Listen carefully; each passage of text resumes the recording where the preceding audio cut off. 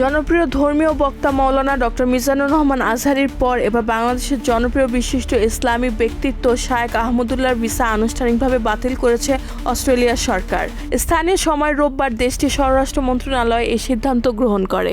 হিটলারের প্রশংসা, ইহুদি বিদ্বেষী ও উগ্রবাদী প্রচারণার অভিযোগে মাওলানা আজহারীকে দেশ ছাড়তে বাধ্য করার পরেই অস্ট্রেলিয়ার সরকার শায়েখ আহমদুল্লাহর বিরুদ্ধে এই কঠোর ব্যবস্থা নিল। জানা গেছে, সিডনির বিমানবন্দর দিয়ে শায়েখ আহমদুল্লাহ অস্ট্রেলিয়া ত্যাগের প্রস্তুতি নেওয়ার সময় তার ভিসা বাতিলের আনুষ্ঠানিক ঘোষণা আসে।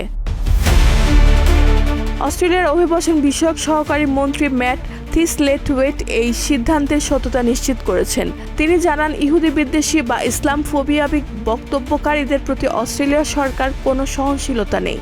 এছাড়া ডেইলি টেলিগ্রাফ শায়েখ আহমদুল্লাহ ভিসা বাতিলের খবর নিয়ে প্রতিবেদন প্রকাশ করেছে। তাতে বলা হয়েছে, শায়েখ আহমদুল্লাহ অতীতে ইহুদিদের ঘৃণ্য বলে উল্লেখ করেছিলেন এবং বিশ্বব্যাপী অস্থিরতার জন্য ইহুদিদের দায়ী করেন। আইপিডিসির 25 বছর পূর্তি উপলক্ষে আয়োজিত লিগেসি অফ ফেইথ কর্মসূচিতে অংশ নিতে শায়েখ আহমদুল্লাহ সম্প্রতি অস্ট্রেলিয়া সফরে যান। সফরের অংশ হিসেবে তিনি প্রথমে মেলবোর্নে পৌঁছে প্রবাসী বাংলাদেশিদের উদ্দেশ্যে একটি ভিডিও বার্তা দেন।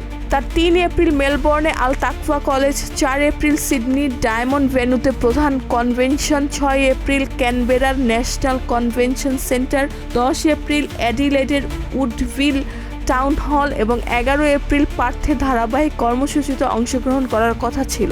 তবে এসব অনুষ্ঠানে অংশগ্রহণ করার আগেই মাওলানা আজহারীর মতো তাকেও অস্ট্রেলিয়া ছাড়তে হলো। রেহানা বেগম, প্রজন্ম 24।